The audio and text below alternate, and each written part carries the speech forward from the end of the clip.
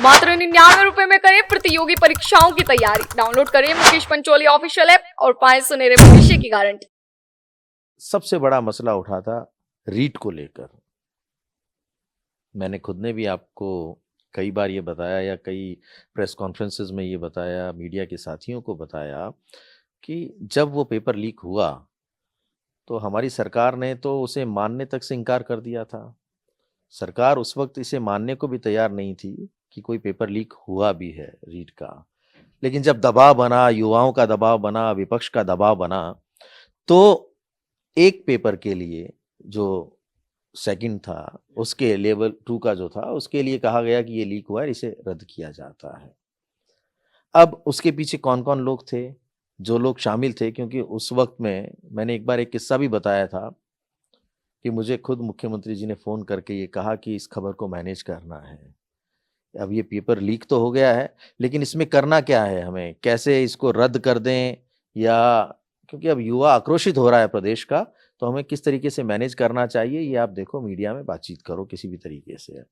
और साथ ही में जब वो लोग बातचीत कर रहे थे, तो वहाँ तत्कालीन प्रिंसिपल सेक्रेटरी टू सीएम और मुख्यमंत्री जी, वो ये कहते हुए मैंने उन्हें सुना, जब नाम आया डीपी जारोली का, क्योंकि तत्कालीन वो अध्यक्ष थे, उनका नाम आया तो मुख्यमंत्री जी कहते हैं, भाई ये अपना ही तो आदमी है। अरे भाई अपना ही आदमी है तो इसके साथ किया क्या जाए? इसे सस्पेंड किया जाए या इसके ऊपर कोई कहते हैं ना कि कोई कार्रवाई की जाए। तो बड़ी पशोपेश में थे कि अब हम आगे करें क्या?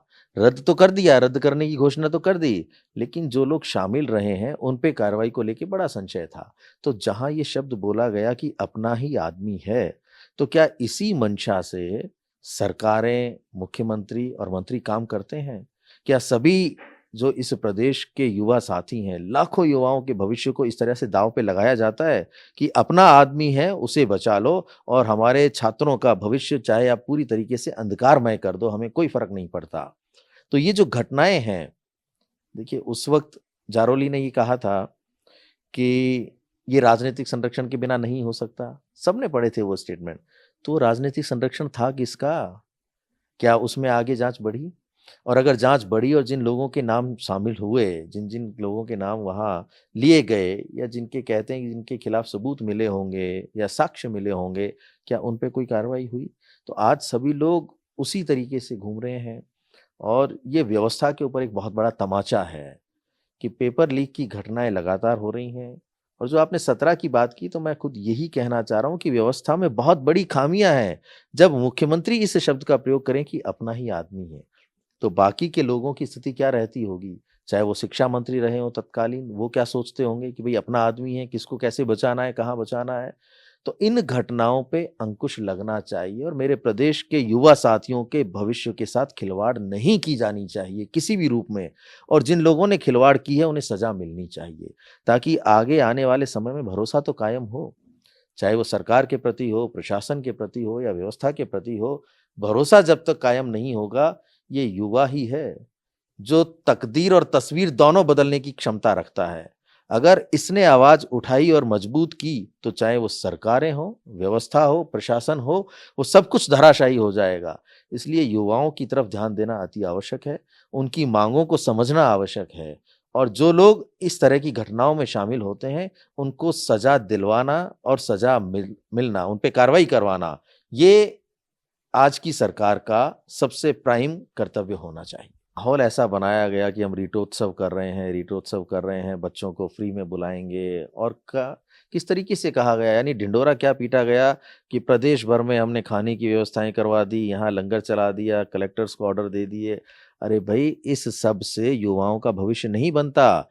आप भले ही उसको फ्री आने-जाने को मत करिए, उसके खाने की व्यवस्था मत करिए, लेकिन जिस परीक्षा को वो देने जा रहा है, कम से कम वो पेपर लीक में आपके प्रशासन का हाथ तो ना हो, शासन की किसी व्यवस्था का हाथ तो ना हो, ताकि उसके सपने चकनाचूर ना हो। आपने उनके सपनों को इतना बड़ा बनाया कि अपने पक्ष में मतदान करवाया, सरकार आपने बनाई और फिर उन्हीं सपनों को आपने रौंद दिया बुरी तरीके से और आज तक उन पे कोई कार्रवाई नहीं हो रही है। तो इस प्रदेश का युवा जाएगा कहाँ? वो तैयारी करता है, उसके माँ-बाप, उसका परिवार हमेशा उसका सहयोग करते हैं और वो अपने भविष्य को सुनिश्चित करने के लिए आगे बढ़ने का प्रयास करता रहता है। मैंने एक बार पहले भी कहा था कि मुख्यमंत्री ने अपने पुत्र के भविष्य को सुनिश्चित करने के लिए तो पूरे प्रयास किए। उस वक़्त जब चुनाव थे, तो आप देखो कि बाकी सब जगह छोड़ के सिर्फ़ अपने पुत्र के लिए उन्होंने प्रचार-प्रसार किया। तो क्या इस देश के युवा को वो अपने पुत्र के समान नहीं मानते थे? कि जब ऐसी घटनाएँ घटित हो रही थी और उनके संज्ञान में आ चुकी थी कि कौन-कौन लोग दोषी हैं या किस-किस व्यवस्था का कौन व्यक्ति कैसे शामिल है, तो उन्होंने कार्रवाई करके क्यों नहीं इस प्रदेश में एक मिसाल कायम की? क्यों नहीं इस प्रदेश के युवाओं को ये संदेश दिया कि ये हमारी सरकार है और मेरे मुख्यमंत्री रहते अगर पेपर लीक जैसी कोई घटना हुई है और उसमें जो लोग शामिल हैं, उनको मैंने इस तरीके से उनके ऊपर कार्रवाई की है और उनको ये सज़ा दिलवाई है।